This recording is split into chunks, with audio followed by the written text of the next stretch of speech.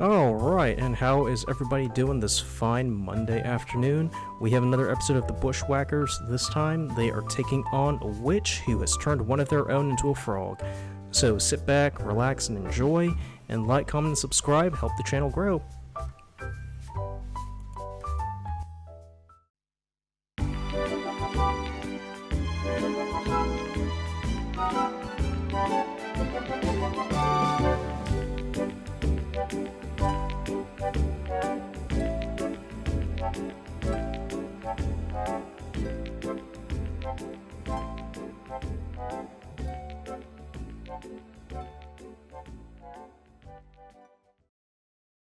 Our story begins with an opening shot of the mountains. We cut to a busy street in Asheville at a crowded bar, and inside we see JJ enjoying a drink with a rather tall, red-headed woman wearing all sorts of talismans and amulets, looking a bit like a hippie from the Haight-Ashbury period. Oh, JJ, I've had such a great time with you. You're everything that a girl's dreamed of. Well, you know me, I'm just an old-fashioned romantic, I'll say. She leans forward, and in so many ways, too. JJ smiles and looks away, blushing as she says this. Clara leans back and laughs. Little John blushing like a June bride. Well, I think this relationship's just gotten more interesting. How about we make it weird? JJ looks up. Weird? Clara licks her lips and JJ grins at the prospect. The next morning we see JJ lying in bed. He has a rather idiotic grin on his face as he scratches his belly. Clara is lying next to him with a blanket covering her torso. She opens her eyes and smiles. Hey. Hey. She sits up holding the blanket close to her chest. So, I was thinking, we can get breakfast over at High Five, maybe check out a few thrift shops. I saw a leather moto jacket that would suit you just fine. Yeah, I'm all about that. As he says this, he proceeds to get dressed. He hears his phone ping and he looks at it. He jumps up and puts on his shirt as Clara looks up, slightly concerned. Well, what's up? So, something came up in Charlotte and I gotta get back. Right now? Yeah, it's this startup I co-founded with two guys. Apparently they can't go 2 minutes without something weird happening and I need to be there so they don't get killed. He finishes putting on his shoes. Or each other for that matter. Oh, okay. Well, text me? Yeah, of course, I pinky swear. I'm gonna hold you to it. Otherwise, you're gonna get it. JJ grins and leaves the bedroom. Clara slumps down on the bed and looks at the ceiling. Like, big. Really big. JJ runs into Lee's apartment to see Luka and Lee kneeling at the coffee table on a board game. From the looks and smells, it appears they haven't moved for some time. JJ, looking a bit confused, walks over. Hello? Lee looks up and turns to JJ. Oh, thank God. You're here. Hey, Baldy. What? JJ's here, so we need you to settle something. Okay, what is it? So, we're playing Conquest, this board game here. Well, let me set the context for you here. I came over to Lee's apartment because I had this idea of charging an extra $100 for us to kill anything that's 50 meters or bigger. Wait, why 50 meters? That's such an arbitrary number. Remember the Carolina Ghost Worm? Anyway, given that we had to do during that adventure, dude, it was all you. Right. Anyway, as I was saying, I was going to tell Lee about our idea when the power went out. He was going to show me this latest copy of This Mortal Coil. Well, what's that? It's a new game from Japan. It's kind of like Dark Souls, really. Isn't it basically Dark Souls but with a different name? Yeah, pretty much. Anyway, we were sitting there chatting about random things. Not random things, though. It was mainly about movies. Fine, about movies. And then Luka looks at my shelf and sees Conquest and says, "Oh wow, I haven't seen this game since 1892. 1996. We're only 2 years apart." Okay, why did you text me? You sent me an urgent text message while I was meeting up with friends in Asheville, and I came here to see what it was. Wait, is it the Carolina Ghost Worm? More dust bunnies. Did an octopus swallow uranium and is now attacking city center? Lee and Luka exchange quizzical looks. No, dude, we just need you to settle something. What? Well, I'm the Emperor of France. What a shock. Shut up. And he's the king of the Poland-Lithuanian Commonwealth. Now, we've been involved in this intense campaign for nearly 48 hours, and where we're pretty much carved up most of Europe, except for this bit here near the Carpathians, which is currently disputed between our two respective empires. Okay. And? Well, do I have the right to annex Bulgaria? Because Suchek here says that Bulgaria falls within his sphere of influence, and I should just stick to this side of the Rhine. As you should, you cheese-eating, snail-guzzling, frog-licking heathen. We're both Catholic countries, numbnuts. If anyone's a heathen, it's you with your Leshies, Baba Yagas, and Strigoi. Joke's on you, idiot, that's Russian, Czech, and Greek. They're all the same. You want to say that again? JJ, can you say that? JJ? They look around to see that JJ has already left. Lee turns to Luka. Well, nice going. Now he's left. Just for that, I am taking Bulgaria. The hell you are. I'm taking Bulgaria. I need to secure my southern flank. Why would you need to secure your southern flank? I don't know, because you control the Balkans and you could easily cross into Italy and take Rome. Duh. We all know if you get crowned in Rome by the Pope, then you are effectively Emperor of the West. That title hasn't been used since the 10th century and you know it. Meanwhile, at JJ's apartment, he walks into his room and sits down. Idiots. Seriously, how the hell did I get tangled up with those two? And who even plays board games anymore? He gets up and walks to the kitchen, not realizing his phone slid under the couch. A few days later, there's a knock at the door.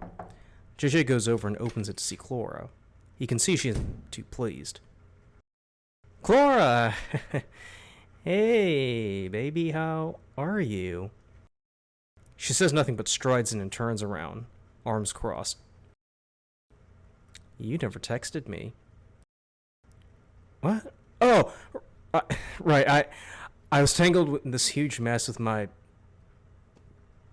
business partners and I forgot. My bad, babe. You know, this cannot stand. What if you off with another girl without me knowing? Wait, what? You seriously believe that?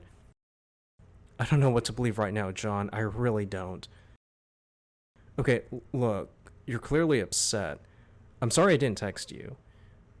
But if you could just see how those two are, you'd get sucked into this mess. Clara raises her hand and points her finger at JJ. She mutters something. JJ notices that she's getting taller and taller. She walks over to the door and looks down at him. Something for your consideration. Love. JJ's a bit confused, and as the door slams, he's confused as to why he's hopping. He hops over to a hallway mirror and croaks in amazement. He's a frog. Back at Lee's apartment, we see Luka and Lee still engaged in their board game. As Luka moves a piece, Lee stops him. What? What the hell do you think you're doing? Claiming Austria? Why? Don't you think that's a little foolhardy? Why? Because it divides my empire in two. I've got Croatia and the Balkans, and, of course, Poland and Lithuania. And as you can see, Austria is right in the middle. Yeah, I can see that. Don't you think that's going to cause some diplomatic issues? No.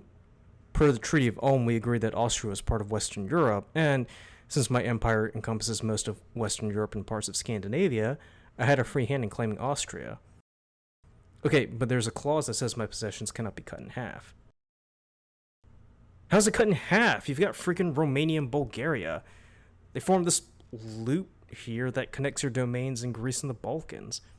The way I see it, you're becoming a bit overweening in Eastern Europe. I'm not. R2.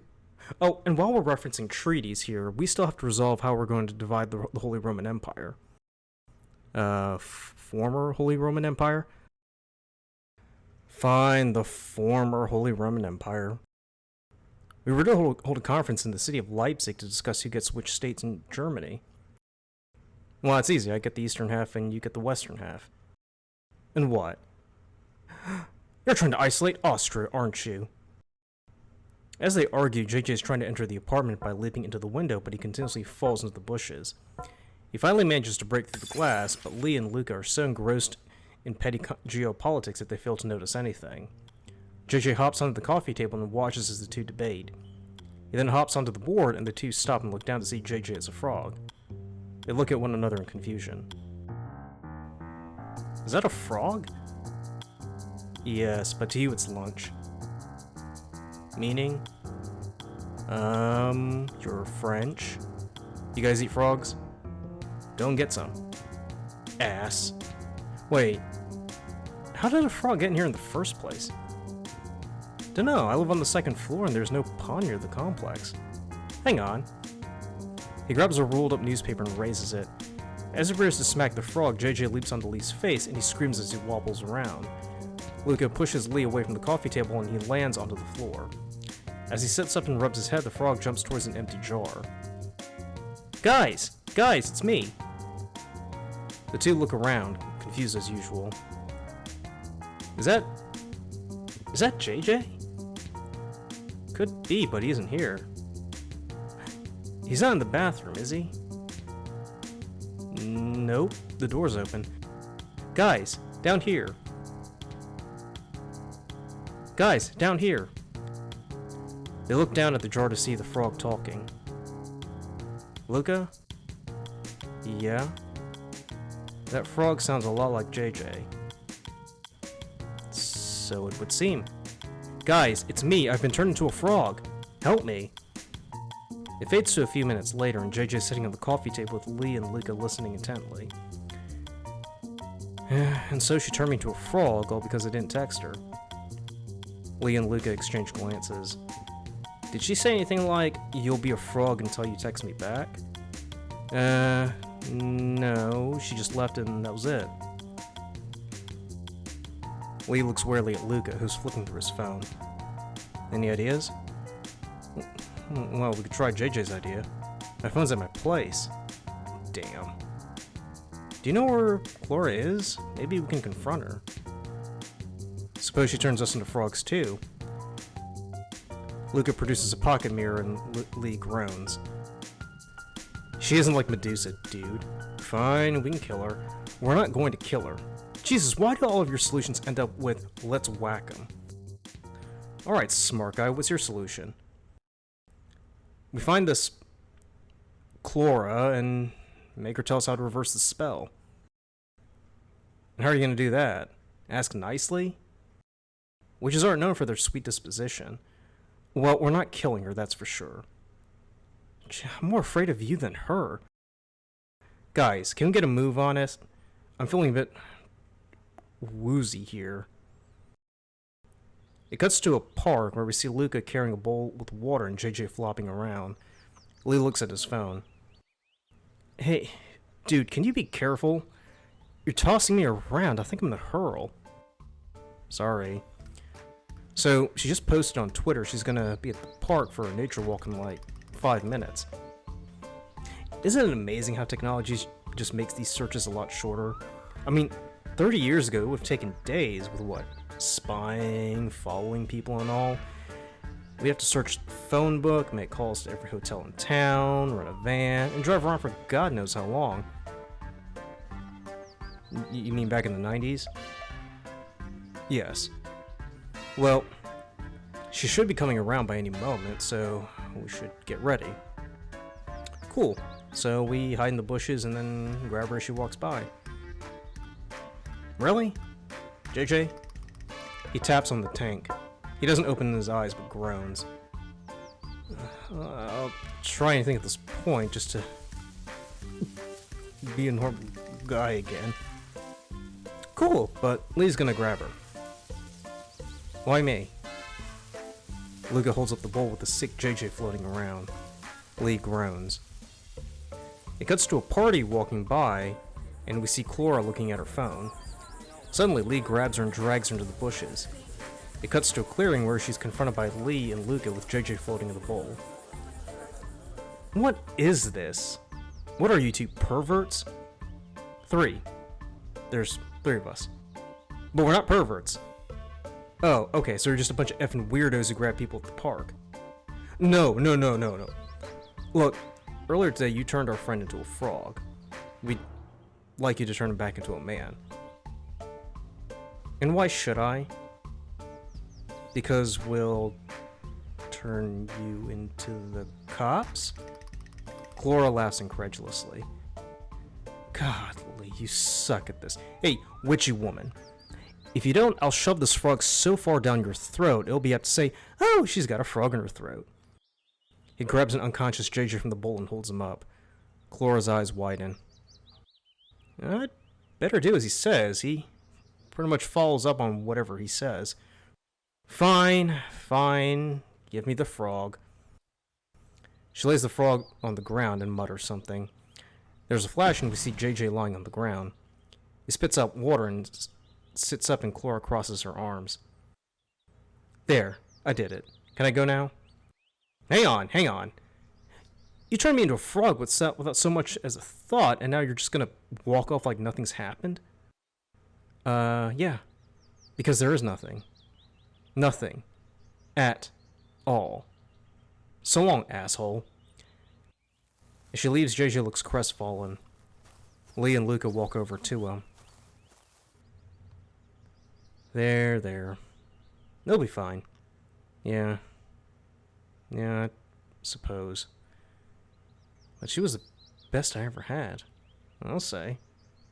You know, if it wasn't for the evil spells and that stuck-up attitude, she'd be pretty cool as a girlfriend. Speak for yourself. Anyway, where were we? Oh, right. I believe we agreed Saxony would be a buffer zone between our two empires. What? In your dreams. As they walk away, JJ looks longingly after Clara before following Lee and Luka. And that's going to do it for this Monday's episode of the Bushwackers. They take on the frog and save one of their own from a horrible fate. As always, please like, comment, and subscribe, and I thank you so much for taking the time to watch this episode. Take it easy, and I'll catch you next Monday. Bye.